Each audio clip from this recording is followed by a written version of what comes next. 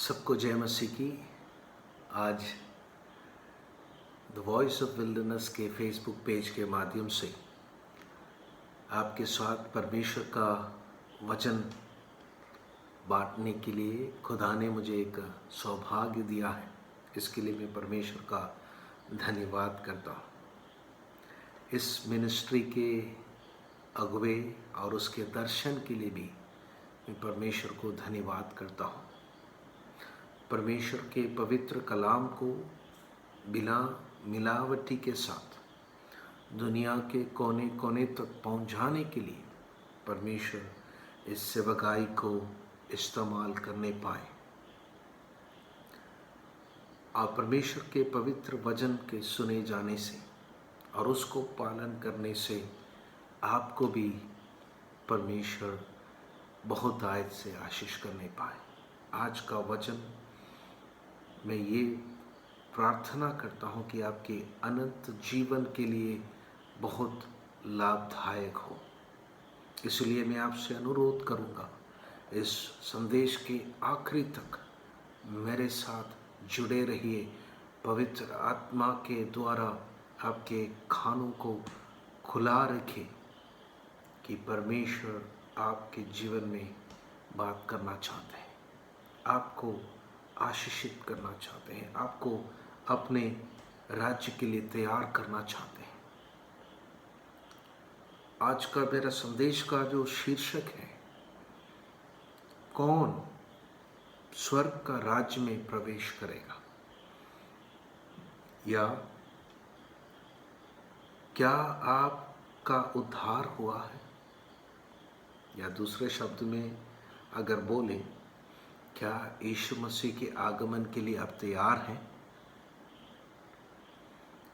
सबसे पहले एक वचन को हम पढ़ेंगे, मत्ती रचित सुसमाचार 7 अध्याय उसका 21वां वचन। जो मुझसे हे प्रभु कहता है, उनमें से हर एक स्वर्ग के राज्य में प्रवेश ना करेगा, परंतु वही जो मेरे स्वर्गीय पिता की इच्छा पर चलता है। यीशु मसीह खुद अपने चेलों से कहा एक गंभीर वचन है जो हमने अभी पढ़कर सुना। यीशु मसीह कह रहा है, जो मुझे हे प्रभु पुकारने वाले सभी मेरे राज्य में प्रवेश नहीं करेगा, लेकिन केवल वही प्रवेश करेगा जो मेरे स्वर्गीय पिता के इच्छा के अनुसार चलता है। मेरे प्रियो, इसका मतलब को समझने के लिए हम परमेश्वर के पवित्र शास्त्र के कुछ बुनियादी बातों को समझना जरूरी है। पाप क्या है, अनुग्रह क्या है, मन फिराव क्या है, उद्धार क्या है, उद्धार कैसे हम पा सकते हैं, कैसे बता सकते हैं कि एक व्यक्ति का उद्धार हुआ है। उद्धार पाने के बाद शरीर के अभिलाषाओं के ऊपर हम कैसे जयवंत हो सकता है, इन सभी विषयों के ऊपर आज हम मनन करने जा रहे हैं। पवित्र आत्मा में भरोसा रखते हुए हम एक एक बातों को देखेंगे, क्योंकि मसीह के साथ जो संबंध में बढ़ने के लिए इसका अर्थ को समझना जरूरी है, और पवित्र शास्त्र ही उसके सच्चे अर्थ को हमें बता सकते हैं। मैं इस बात को क्यों आपको फिर से बार बार कह रहा हूँ, क्योंकि आज इस आत्मिक मंडली में इस्तेमाल करने वाले कई शब्दों का अर्थ को सही अर्थ को हम भूल गया, और उस जगह में इस संसार के नज़रिए से कुछ नई परिभाषाओं को, उन अर्थों को हमने दिया है। वो एक बहुत आत्मिक दुनिया के लिए, मसीह दुनिया के लिए, मसीह मंडली के लिए, कलीसिया के लिए एक बहुत बड़ा खतरा है। कई लोग, नई पीढ़ी के लोग उस नए अर्थ को समझकर मसीहत के पीछे, यीशु के पीछे, उस वचन के पीछे चल रहा है, जो कि उसको परमेश्वर के राज्य में नहीं पहुंच जाएंगे, लेकिन वो विनाश में, नरक में लेकर जाएगा। इसलिए हम एक एक बातों को देखेंगे। सबसे पहले पाप। पाप क्या है? हर एक धर्म, दार्शनिक, संस्कृति और मनुष्य अपनी पाप की परिभाषाओं को बनाया है। मनुष्य अपने जो सुविधा के अनुसार पाप की परिभाषा बनाते हैं। जो नियम वो पालन कर सकते हैं उसको वो नियम बनाते हैं। जो वो पालन नहीं कर सकते हैं उसको छोड़ ही देते हैं, आराम से छोड़ देते हैं। कई मसीह लोग पवित्र शास्त्र के अंदर से भी कुछ ऐसे वचन लेता है जो वो उनको अच्छा लगता है, वो पालन कर सकता है, बाकी छोड़ देते हैं। ऐसा नहीं है। एक मसीह शिष्य के लिए पाप की परिभाषा या निर्वचन बाइबल बताती है। उसके लिए हमें उत्पत्ति की किताब में, जहाँ पर पाप मनुष्य के अंदर जहाँ प्रवेश हुआ, उस घटना की ओर जाना होगा और सावधानी से देखना होगा वहाँ पर क्या हुआ था। मनुष्य को परमेश्वर ने अपने स्वरूप में बनाया। परमेश्वर का मन में एक विशेष योजना था कि मनुष्य के साथ मिलकर स्वर्ग के राज्य को इस पृथ्वी में स्थापित करना। परमेश्वर के प्रेम मनुष्य के अंदर उंडेल कर उसी प्रेम के द्वारा एक राज्य को स्थापित करना है। उस राज्य को स्थापित करने के लिए अवश्य था कि मनुष्य को एक विशेष अधिकार भी दें। वो है स्वयं निर्णय करने का, चुनने का अधिकार। ये बाकी सभी सृष्टियों से मनुष्य को अलग करता है। और इस अधिकार देते हुए भी परमेश्वर को पता था, हो सकता है मनुष्य इस अधिकार को इस्तेमाल कर मुझे छोड़ देगा, मेरी रास्ता को छोड़ देगा और अपने रास्ता में चले जाएंगे। लेकिन फिर भी परमेश्वर ने चाहा कि मनुष्य अपने ही इच्छा के अनुसार वो चुनकर मुझे प्रेम करें और मेरे रास्ते में चले। और लेकिन उसके उस अधिकार को परखना ज़रूरी था। इसलिए परमेश्वर ने जब मनुष्य को सृष्टि के एदन की वाटिका में रखा, वहाँ पर 2 अध्याय 16 और 17 वचन में लिखा है, आप सब वृक्षों का फल खा सकता, पर भले या बुरे के ज्ञान का जो वृक्ष का फल कभी नहीं खाना। जिस दिन तू उसका फल खाएगा उसी दिन अवश्य मर जाएगा। ये परमेश्वर मनुष्य को साफ बताया अपनी इच्छा के बारे में, अपने मार्ग के बारे में, अपनी योजना के बारे में। लेकिन कुछ समय के बाद हम देखते हैं 3 अध्याय 4 और 5 वचन में सर्प आकर स्त्री से कहते हैं कि तुम निश्चय ना मरोगे, वरन परमेश्वर आप जानता है कि जिस दिन तुम उस फल खाओगे उसी दिन तुम्हारी आंखें खुल जाएगी और तुम भले और बुरे का ज्ञान पाकर परमेश्वर के तुल्य हो जाओगे। परमेश्वर का मार्ग मनुष्य के सामने है।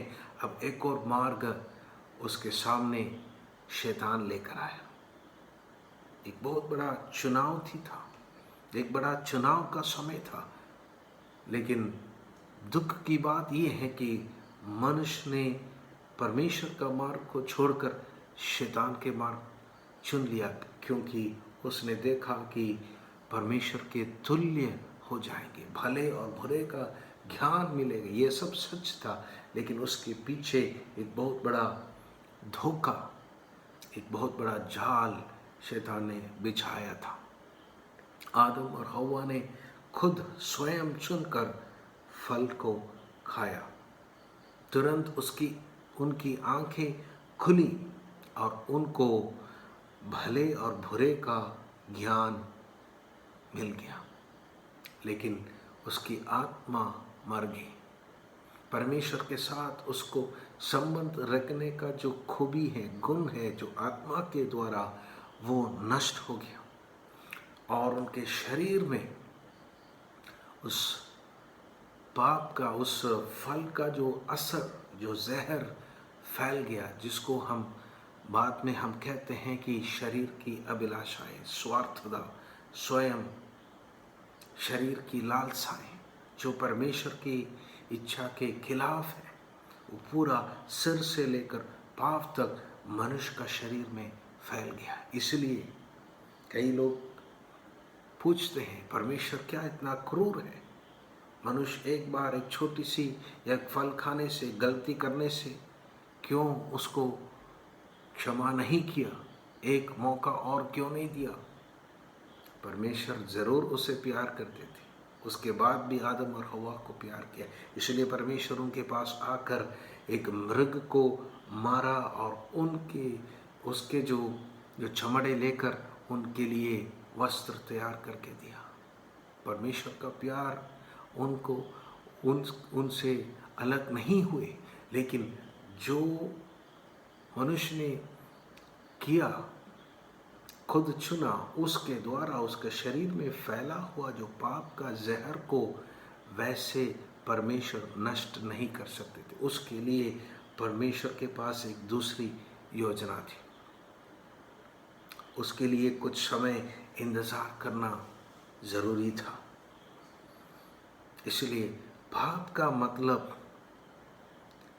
है कि परमेश्वर को छोड़कर अपनी इच्छा पर चलना। परमेश्वर के बिना जो कुछ हम करते हैं, भलाई हो बुराई हो, वो सब पाप है, क्योंकि मनुष्य के अंदर भलाई को उत्पन्न करने का अधिकार नष्ट हो गया पाप करने से या पाप का जहर फैलने से। अब सब स्वार्थ हो गया। जो भी हम भलाई भी करते हैं, जो भी भलाई की हम योजना बनाते हैं, स्वयं खुद से उसके अंदर स्वार्थता मिला हुआ है। इसलिए वो भलाई भी पाप है, चाहे भलाई हो बुराई हो। परमेश्वर के बिना जो कुछ भी इंसान करता है वो पाप कहलाता है। तो इतना बड़ा एक गहरा गड्ढा में मनुष्य गिर गया था। हम सब सोचते हैं कि शराब पीना पाप है, व्यभिचार करना पाप है, चोरी करना पाप है। नहीं, वो सब पाप का फल है, वो कर्म है। लेकिन जो पाप का असली पेड़, जो वृक्ष मनुष्य के शरीर के अंदर है, उसके खून में है, उसके हर एक अंग में है, वो पाप। इसलिए वचन कहता है पाप मेरे अंदर बसा हुआ है। और उस पेड़ को जड़ से खत्म करने के लिए इस संसार में कोई भी रास्ता नहीं है। परमेश्वर ने सारे धर्म को, मनुष्य ने सारे धर्म को बना लिया, कोशिश कर लिया। जब परमेश्वर से वो दूर हो गया, रास्ता ढूंढ लिया, कई सारे धर्म, कई गुरु लोग आए इस संसार में अच्छी अच्छी शिक्षा देने के लिए। उन्होंने सोचा कि मनुष्य को पाप से बचा पाएंगे। पाप के कर्म से कुछ लोगों को हो सकते हैं वो अपनी अच्छी शिक्षाओं के द्वारा बदल सकते हैं, लेकिन मनुष्य के शरीर में बसने वाले पाप को जड़ से खत्म करने के लिए कोई भी धर्म, कोई भी धार्मिक शिक्षाएं पर्याप्त नहीं है। हमें समझना जरूरी है। हर एक धर्म मनुष्य को परमेश्वर से दूर करता है, परमेश्वर और मनुष्य के बीच में एक दीवार को खड़ा करता है। इसलिए यीशु मसीह जब इस संसार में आया, अपने प्रचार में सबसे कठी शब्दों में धार्मिक गुरुओं को, शास्त्रियों को, धार्मिक लोगों को डांटा। उनसे कहा, मन फिराओ, तुम स्वयं स्वर्ग के राज्य में प्रवेश नहीं होते हैं और दूसरों को प्रवेश होने भी नहीं देते हैं। हमेशा धर्म एक रुकावट है सच्चाई के पास जाने से, सच्चे परमेश्वर के पास जाने से। लेकिन अनंत काल में रहने वाला परमेश्वर अपने जो सर्व ज्ञान में जगत की उत्पत्ति से पहले मनुष्य को बचाने के लिए, अगर वो पाप करके परमेश्वर से अलग हो जाए तब भी उसको बचाने के लिए एक मार्ग खोला था। वो उस परमेश्वर का अनंत ज्ञान में उसने जगत की उत्पत्ति से पहले तैयार किया था। मनुष्य की उत्पत्ति के समय पर नहीं, मनुष्य पाप करने के बाद नहीं, जगत की उत्पत्ति से पहले। इसलिए परमेश्वर की योजना सबसे पहले मैंने कहा कि मनुष्य को इस्तेमाल कर कर एक पूरी दुनिया को, एक राज्य को इस संसार में स्थापित करने के लिए था। परमेश्वर किसी भी हालात में मनुष्य को, उसकी सृष्टि को खोना नहीं चाह रहा। जब मनुष्य इतने बड़े गहरा गड्ढे में गिर गया, उस गहराई, उस गड्ढे की गहराई से भी लंबा परमेश्वर का अनुग्रह का हाथ स्वर्ग से उतर आया। वही है अनुग्रह। वो हमारा दूसरा शब्द है। पाप क्या है हमने देख लिया, अब अनुग्रह क्या है? कई लोग इसको गलत सोचते हैं। अनुग्रह का मतलब, या ग्रेस, अनुग्रह का मतलब पाप करने का अधिकार है। अनुग्रह पाप करने का अधिकार नहीं है, पाप से बचाने वाला कृपा है। कई लोग ये गलत शिक्षा देते हैं। रोमियो की पुस्तक 5 अध्याय उसका 20 वचन को लेकर कहते हैं, परंतु जहाँ पाप बहुत हुआ वहाँ अनुग्रह उससे भी कई अधिक हुआ। और कहते हैं कि इसलिए कोई बात नहीं, परमेश्वर अनुग्रहकारी हैं, दयालु हैं। परमेश्वर तुम्हारी सारी अपराधों को पहले से जानते हैं, क्षमा किया है, इसलिए तुम कितने भी पाप करो कोई बात नहीं। इस वचन का अर्थ वो नहीं है। परमेश्वर हमें ये बता रहे हैं कि मनुष्य एक जैसा सब पाप करके मुझसे दूर हो गए, एक बहुत बड़ा गहरा गड्ढा में गिर गया। मनुष्य दूसरों को देखकर कहते हैं कि ये अच्छा आदमी है, ये पापी है, ये एक बुरा इंसान है, ये अच्छा इंसान है। वो कर्म को देखकर कहते हैं, उनके बाहर की जो चर्या को देखकर, उनकी जो क्रिया को देखकर हम कहते हैं। लेकिन परमेश्वर हृदय को देखता है, मनुष्य के अंदर देखता है। उस परमेश्वर ने देखा मनुष्य के शरीर में पाप फैला हुआ है, एक ही जैसे एक ही गड्ढे में सब गिरा हुआ है। परमेश्वर की महिमा से वो दूर हुए हैं। इसलिए इस गड्ढे में से उन्हें बचाने के लिए मेरा अनुग्रह का हाथ स्वर्ग से उतर आना होगा। परमेश्वर का अनुग्रह वही है जहाँ पर पाप बहुत हुआ, इतना गहरा गड्ढा जहाँ से कोई इंसान बच नहीं सकते अपने आप या किसी और मनुष्य के द्वारा, किसी और शक्ति के द्वारा। वहाँ पर परमेश्वर सृष्टिकर्ता, परमेश्वर स्वयं ही मनुष्य को बचाने के लिए स्वर्ग से उतर कर आया। उससे अधिक अनुग्रह भी हुआ। वो है परमेश्वर का प्रेम, वो है परमेश्वर का अनुग्रह। उस अनुग्रह को आप तुच्छ ना समझिए, उसका प्रेम को आप तुच्छ ना समझिए। परमेश्वर का अनुग्रह अगर कोई इंसान अपना जीवन में अनुभव करना चाहते हैं तो उसको क्या करना है, अपने जीवन में पाप की अवस्था को समझकर परमेश्वर की ओर मोड़ना है, परमेश्वर की ओर देखकर पुकारना है। जब तक एक इंसान अपने जीवन में ये अंगीकार नहीं कर पाते हैं कि मैं इस पाप से बच नहीं सकते, या इस दुनिया में कोई भी मुझे इस पाप से बचा नहीं पाएंगे, तब तक परमेश्वर का अनुग्रह का जो गहराई आप समझ नहीं पाएंगे, उसका प्यार का गहराई आप समझ नहीं पाएंगे। रोमियो की पुस्तक 7 अध्याय 24 वचन में पौलुस मनुष्य का जो निस्सहायता अवस्था को वर्णन करते हैं। वो पौलुस की बात नहीं, सारे मनुष्य की बात है। वो कह रहा है, मैं कैसा अभागा मनुष्य हूँ, मुझे इस मृत्यु की देह से कौन छुड़ाएगा। मृत्यु हमारे शरीर में फैल गया, पाप के साथ साथ मृत्यु भी फैल गया। मैं भला करना चाहता हूँ, लेकिन जो मुझसे होता है बुराई होती है। कितना भी हम अच्छा काम करें उसके अंदर बुराई है, उसके अंदर स्वार्थता है, इसलिए हम बच नहीं सकते हैं। उस अभागा अनुभव को, उस अभागा स्थिति को समझकर एक इंसान जब परमेश्वर के सामने घुटने टेक कर कहते हैं, हे प्रभु, तू ही है जो मुझे बचाने वाला, तू ही है केवल जो मुझे बचा सकता है, तब परमेश्वर का अनुग्रह का हाथ स्वर्ग से उसकी तरफ बढ़ जाते हैं।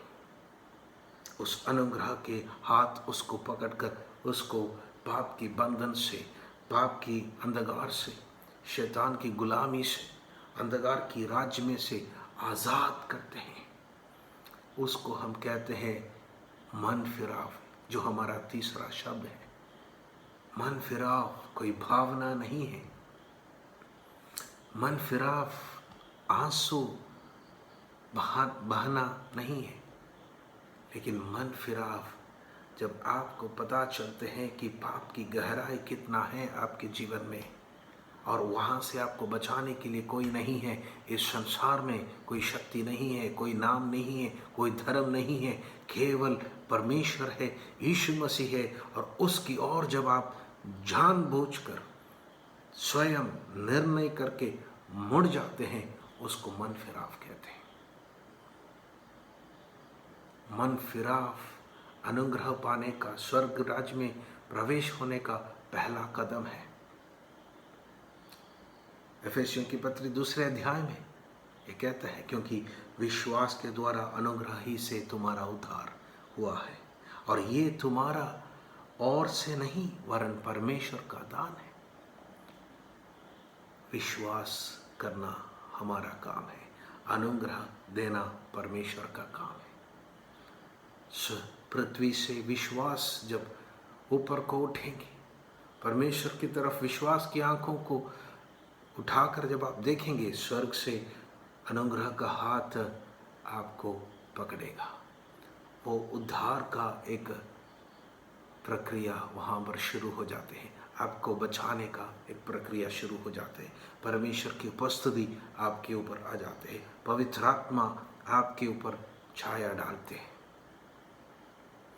मन फिराव एक बहुत ही इम्पोर्टेंट, बहुत ही महत्वपूर्ण चीज़ है एक मसीह जीवन में। और केवल वो एक दिन का नहीं, हर दिन जब कभी भी परमेश्वर आपको आपके अंदर की पाप की अवस्था को उसके वचन के प्रकाशन के द्वारा, पवित्र आत्मा के द्वारा दिखाते हैं, उस गड्ढा की गहराई को, आपके शरीर में बसने वाले पाप को, उस सारे समय, हर एक समय आपको मन फिराना होगा। परमेश्वर के अनुग्रह की छाया में आपको अभय या आसरा लेना होगा। कभी भी स्वयं में आसरा रखकर चलने वाला, मसीह जीवन को बिताने के लिए कोशिश करने वाला सफल नहीं होते, वो पाप में गिर जाते हैं। कभी भी आप अपने ऊपर भरोसा नहीं करना, क्योंकि अगर ऐसा करेगा तो मसीह तुम्हारे लिए क्रूस पर मरना व्यर्थ हो जाते हैं। सारी महिमा, सारी आदर और सारी जो तारीफ अगर उस मसीह को मिलना है, तो आपको अपने मसीह जीवन की हर पल का जीवन उस मसीह के ऊपर भरोसा रख के चलना है। ये अनुग्रह है, ये मन फिराव का जीवन है। तीसरा, उद्धार एक व्यक्ति जब पाते हैं, पवित्र आत्मा उसके अंदर आते हैं। पवित्र आत्मा ही सबसे बड़ा सबूत है, चिन्ह है कि एक व्यक्ति उद्धार पाया। रोमियो की पुस्तक 8 अध्याय उसका 16 वचन इस प्रकार कहता है, आत्मा आप ही हमारी आत्मा के साथ गवाही देता है कि हम परमेश्वर की संतान हैं। जो आत्मा पिता की ओर से आपके अंदर आया है, उस आत्मा की उपस्थिति आपकी आत्मा से गवाही देगा कि तुम परमेश्वर का संतान है। हर दिन, हर परिस्थिति में, हर मुश्किल के सामने, हर अवस्था में वो गवाही आपको सुनाई देगा। अगर आप उद्धार पाया हुआ व्यक्ति है तो वो पवित्र आत्मा कहाँ से आए? इस संसार में से कोई जगह से नहीं आया, वो स्वर्ग से आया, पिता की ओर से आया। मैं अक्सर इस बात को पूछता हूँ, अगर पवित्र आत्मा स्वर्ग से आया, वो कहाँ का बात करेगा, क्या बात करेगा? आपकी आत्मा से, आपके अंदर आपको क्या बात करेगा, क्या दर्शन देगा, क्या बताएगा? उस स्वर्ग राज के बारे में बताएंगे, उस पिता के बारे में बताएंगे, उस प्रेम के बारे में बताएंगे, उस पिता के वायदों के बारे में बताएंगे। आपके लिए यीशु मसीह स्वर्ग में एक जगह तैयार कर रहा है, उसको बार बार याद दिलाएंगे। जब जब आपका मन भटक जाएंगे, इस संसार की चीज़ों की तरफ जब आपका ध्यान चले जाएंगे, इस संसार में मन लगाने के लिए जब आपकी इच्छा आ जाएंगे, हर समय पवित्र आत्मा आपको याद दिलाएंगे, नहीं, आप इस संसार का नहीं है, आप थोड़े समय के लिए हैं, आपका घर ये नहीं है, आप एक दूसरे जगह का है, आपको उस जगह के लिए तैयार होना है, तुम्हारे लिए एक जगह वहाँ पर तैयार हो रहा है। ये गवाही एक परमेश्वर के संधान को परमेश्वर की आत्मा देते रहेंगी। इसको अगर आप सुन रहे हैं, मैं परमेश्वर के वचन के आधार पर आपसे कह सकता हूं कि आपका उद्धार हुआ है, परमेश्वर के राज्य में आप प्रवेश होंगे, उसके साथ बादलों पर आप उठा लिया जाएगा। अगर नहीं है, आपको अपने आप को जांचना जरूरी है। मुझे नहीं पता आपकी अवस्था क्या है, लेकिन आपको जांचना जरूरी है। बिना समय व्यर्थ किए हुए तुरंत अपने घुटने में आकर परमेश्वर से कहना, आप कितना भी अनुभवी व्यक्ति भी हो, परमेश्वर के सामने एक बच्चे के समान बोले, परमेश्वर उस आपकी आत्मा को मेरे अंदर से ना लेना, उस उद्धार का आनंद को, हर्ष को मेरे अंदर फिर से लौटा दें। जब आप मन फिराव के साथ परमेश्वर के संगति में, सनिधि में जब निकट आएंगे, परमेश्वर की आत्मा फिर से आपके अंदर कार्य करेगा। आप उसकी आवाज़ को सुन पाएंगे, उसकी गवाहियों को सुन पाएंगे।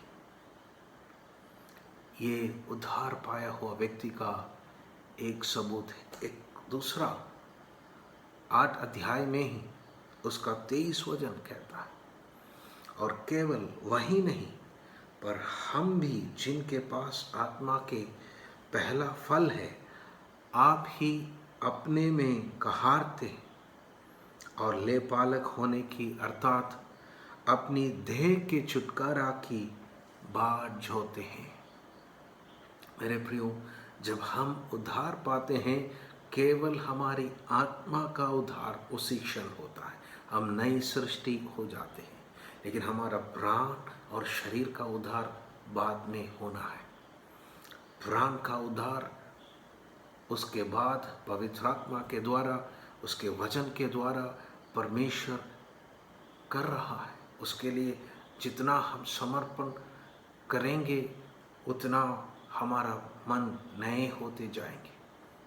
हमारा प्राण का उद्धार परमेश्वर के राज्य के वचनों के अनुसार, उसकी शिक्षाओं के द्वारा हमारा अंदर उसके हमारा प्राण का उद्धार होगा। लेकिन हमारा शरीर का उद्धार यीशु मसीह के आगमन पर होंगे। यदि हम मर भी जाएं, उसके आगमन पर नए शरीर के साथ जी उठेंगे, महिमावन शरीर के साथ जी उठेंगे। अगर जिंदा है, महिमा में हम बदल जाएंगे, तभी हमारा उद्धार पूरा होते। लेकिन उसके लिए हमारी आत्मा, अगर हम परमेश्वर की ओर से नए जन्म पाया हुआ व्यक्ति है, कराते उसके दिन के लिए इंतजार हो रहा है, बाट हो रहा है।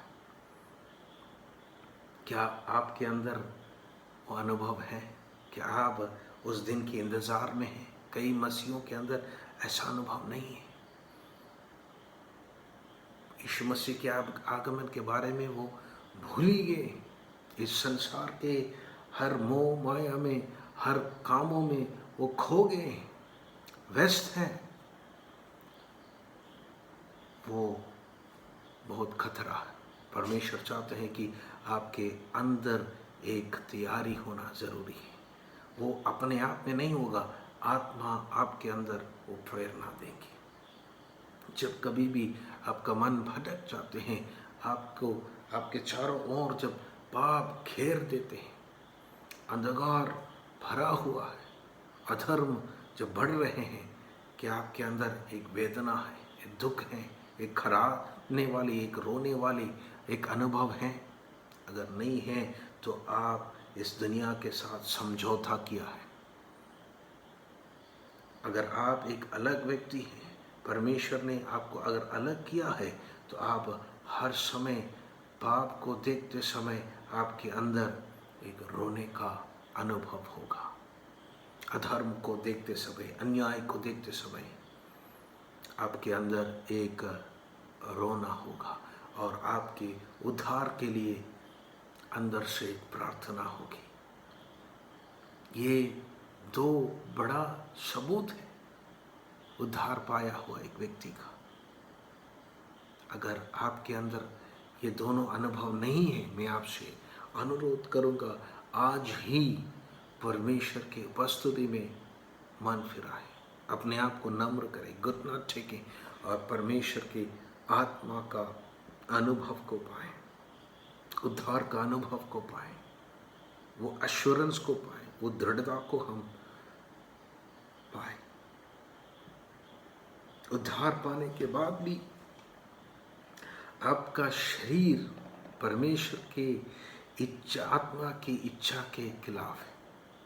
इसलिए हमें परमेश्वर के आत्मा की इच्छा के अनुसार चलना है। हम अभी शरीर के कर्जदार नहीं हैं। यदि हम शरीर के अनुसार चलेंगे तो हम जरूर मरेगा, लेकिन आत्मा से शरीर की इच्छाओं को अगर मारोगे, मसीह के साथ हम जीवित रहेगा। ये परमेश्वर हमें सिखा रहा है। परमेश्वर के आत्मा के अनुसार चलाने वाला परमेश्वर का पुत्र है। ये भी एक चिन्ह है। जो परमेश्वर की आत्मा के आदेश के अनुसार चलता है, वो परमेश्वर का पुत्र है। जो परमेश्वर का संतान नहीं है, वो परमेश्वर के आत्मा के अनुसार चल नहीं सकते हैं, वो परमेश्वर की आवाज़ सुन नहीं सकते हैं। अगर आप परमेश्वर के संतान है कहलाते हैं, तो आपको परमेश्वर के आत्मा के आवाज़ के अनुसार चलना है और उस आवाज़ के द्वारा शरीर के इच्छाओं को हराना है। जब हम शरीर की इच्छाओं को मारोगे, तो हमें मसीह के साथ दुख उठा रहे हैं और हम उसके साथ महिमा भी पाएंगे। कई बार हम सोचते कि इस संसार में कई प्रकार के दुख हैं। हाँ, मैं मानता हूँ, लेकिन एक मसीह के लिए जिस दिन वो उद्धार पाते हैं, उसी दिन से वो अपने शरीर में दुख को उठाते हैं। कैसे? जब आत्मा की इच्छा के अनुसार चलेगा और शरीर की इच्छा को पूरा नहीं करेगा, उसको इनकार करेगा, शरीर को तकलीफ होगी, शरीर को दुख होगा।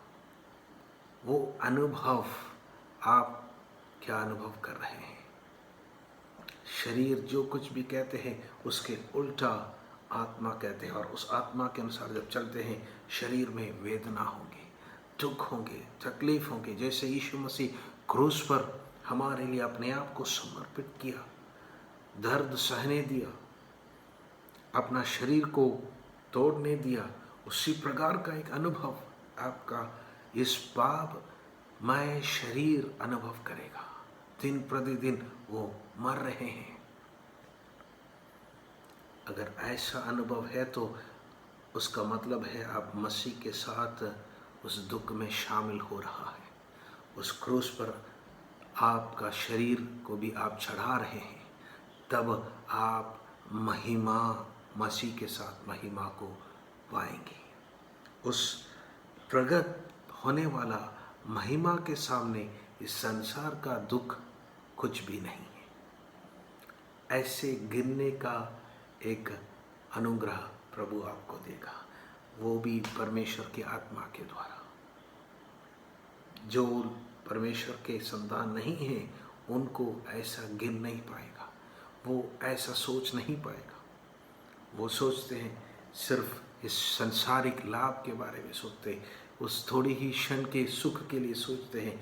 लेकिन जो सच में परमेश्वर का पुत्र है, इस संसार के सुख को, लाभ को, उनकी सारी मोह माया को इनकार करके उस अंधे की दुनिया में जो मिराज है यीशु मसीह के द्वारा हमें मिला है, उस पर नजर लगाते हुए वो आगे बढ़ेंगे।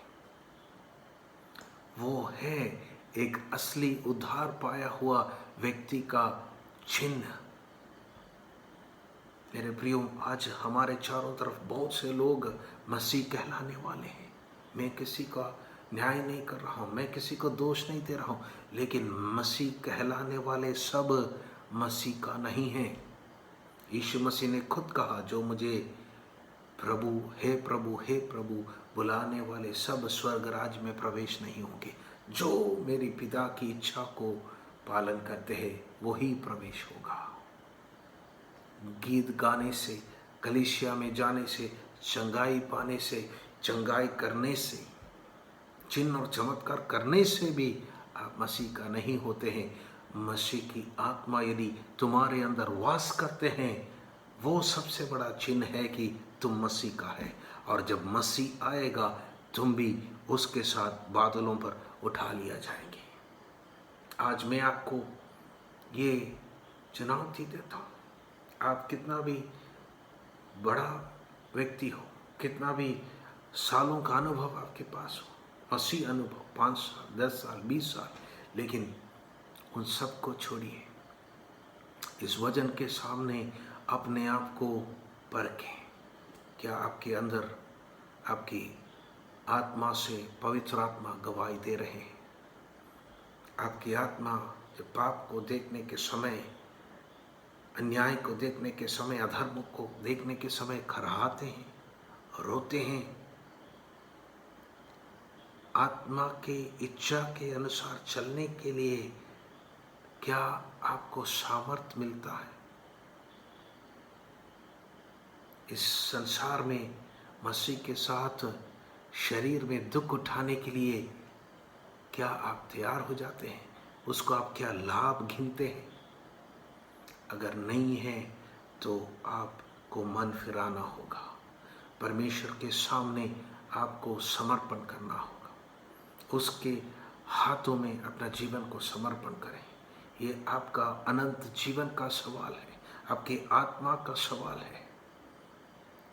इस संसार में कुछ भी आपको नष्ट हो जाए वो बड़ा नष्ट नहीं है, वो बाद में भी हो सकते हैं आपको वो वापस पा सकते हैं। लेकिन एक बार यदि आपका जीवन, आपकी आत्मा नष्ट हो गया, आप दोबारा उसको पा नहीं सकते हैं।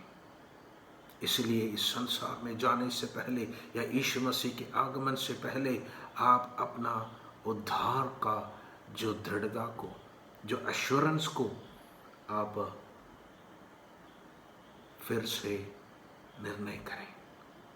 परमेश्वर के हाथ में अपना जीवन को समर्पण करें। एक छोटे बच्चे के समान हम मन फिराएं। परमेश्वर ने कहा, जो इन बच्चों के जैसे नहीं बन जाते हैं मेरे राज्य में प्रवेश नहीं हो पाते।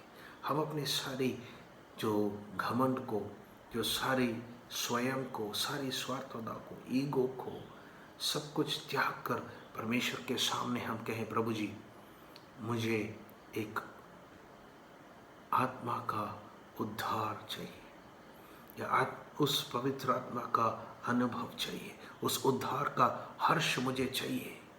मैं आपके राज्य के दूर नहीं होना चाहता, मैं आपके राज्य के अंदर प्रवेश करना चाहता हूँ, मैं आपके साथ उस महिमा में जीना चाहता हूँ, राज करना चाहता हूँ, आपका दुल्हन बनकर आपके साथ उस अनंत काल के जीवन बिताना चाहता हूँ। आइए हम प्रार्थना करें, आइए हम समर्पण करें। ये वचन आपके जीवन में एक बहुत बड़ा बदलाव को लाने के लिए परमेश्वर से मैं प्रार्थना करता हूँ, यीशु मसीह के नाम से।